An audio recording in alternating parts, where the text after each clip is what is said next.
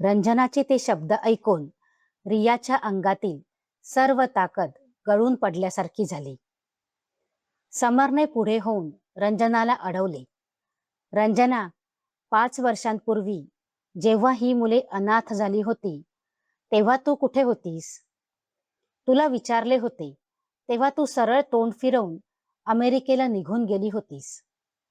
आता अचानक 5 वर्षांनी तुला या मुलांची आठवण कशी आली? रंजना हसली. त्यावेळी माझी परिस्थिती वेगळी होती समर. आता मी सेटल्ड आहे. मी मुलांची सख्खी रक्ताची नातेवाईक आहे. कायद्यानुसार मावशीला मुलांचा ताबा मिळण्याचा पहिला अधिकार असतो. तेवढ्यात आतून शौर्य आणि सिया बाहेर आले. रंजनाने दोघांना पाहताच खोटा आव आणून डोळ्यात पाणी आणले. माझी लेकरं. ती त्यांना जवळ घ्यायला पुढे सरसावली. पण सिया घाबरून रियाच्या मागे लपली आणि शौर्यने रियाचा हात घट्ट पकडून ठेवला. मुलांचा हा नकार पाहून रंजनाचा चेहरा रागाने लाल झाला. ती रियाकडे रागाने पाहत म्हणाली, काही दिवस झाले नाही लग्न होऊन आणि या परक्या बाईला मुलांनी आई मानलं. मी पाहतेच आता कोर्टात. असं म्हणत ती निघून गेली.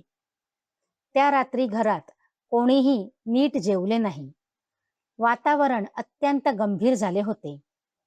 रियाने समरला काळजीने विचारलं, समर, ती खरोखरच मुलांना आपल्यापासून दूर घेऊन जाऊ शकते का?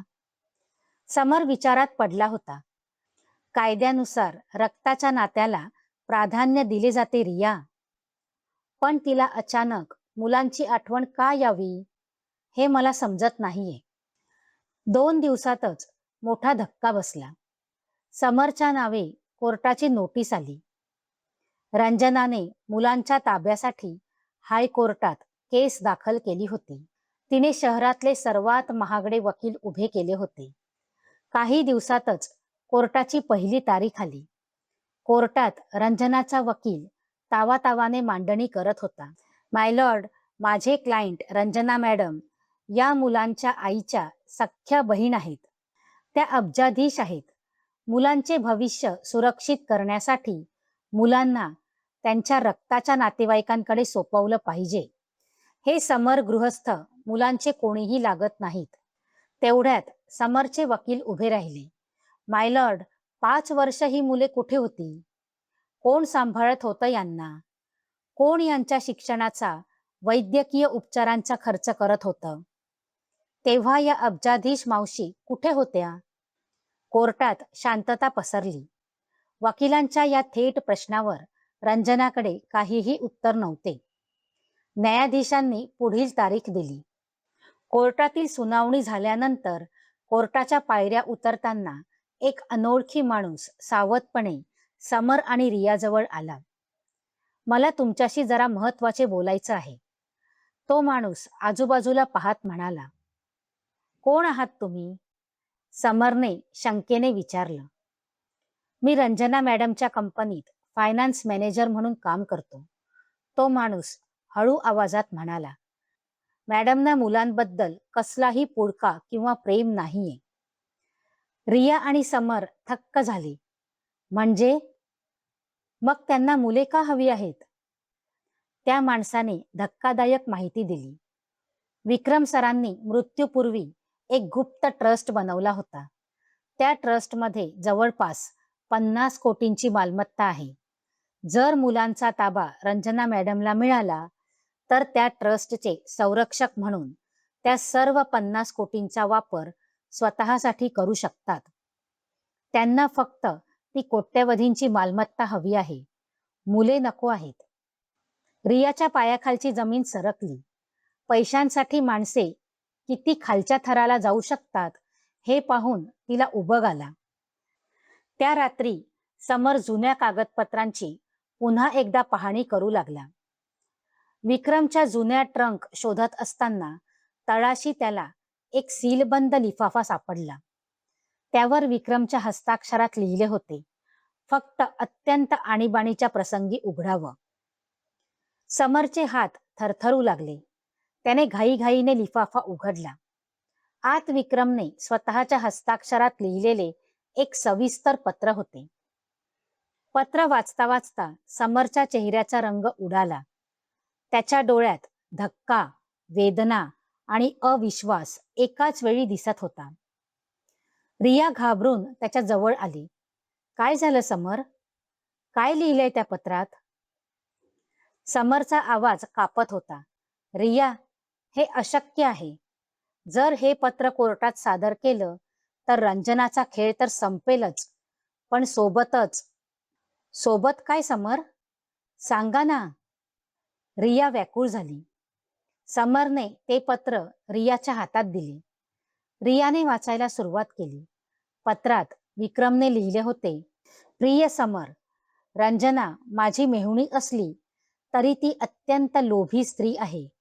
तिने माझ्या कंपनीत गैरव्यवहार केले होते आणि सर्वात महत्वाचे म्हणजे प्रभाकर राव म्हणजे रियाचे वडील ज्या बँकेत मॅनेजर होते त्या बँकेतून रंजनाने बेकायदेशीर कर्ज घेतले होते, ज्याची मुख्य साक्ष माझ्याकडे आहे. रियाच्या हातातून ते पत्र गळून पडले.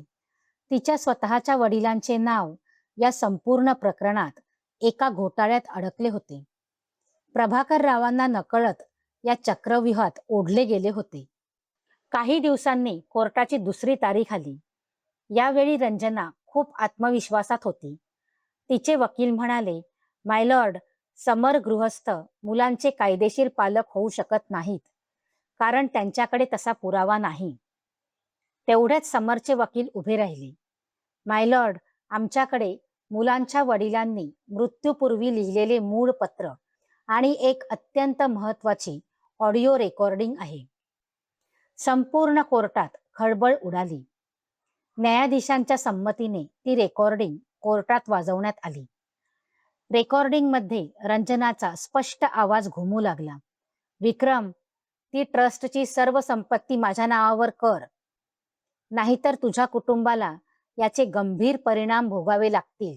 हे ऐकताच रंजनाचा चेहरा पांढरा पडला. तिची चोरी पकडली गेली होती. त्याच दिवशी कोर्टाचे कामकाज संपल्यानंतर बाहेर एक अत्यंत भयानक घटना घडली. कोर्टाच्या बाहेर गर्दी होती. चिमुकली सिया रियाचा हात सोडून अचानक रस्त्याच्या दुसऱ्या बाजूला असणाऱ्या फुग्यांकडे धावली. समोरून एक प्रचंड वेगात भरधाव ट्रक येत होता. रिया जोरात किंचाळली. त्या भरधाव ट्रकच्या समोर सिया उभी होती. क्षणाचाही विचार न करता एका व्यक्तीने रस्त्यावर उडी मारली आणि सियाला बाजूला ढकलले, पण स्वतः ती व्यक्ती त्या भीषण धडकेत रक्ताच्या थारोळ्यात खाली कोसळली. ती व्यक्ती दुसरी तिसरी कोणी नसून खुद्द रंजना होती. मृत्यूच्या दारात उभी असताना रंजनाने रुग्णालयात एक असा धक्कादायक खुलासा केला. काय होता तो खुलासा? जाणून घेण्यासाठी पहा कथेचा अंतिम भाग. मित्रांनो, कथा आवडली असेल तर व्हिडिओला लाईक करा, शेअर करा आणि कमेंटही करा. आणि आपल्या चॅनलवर नवीन असाल तर चॅनलला सबस्क्राईब करा. धन्यवाद.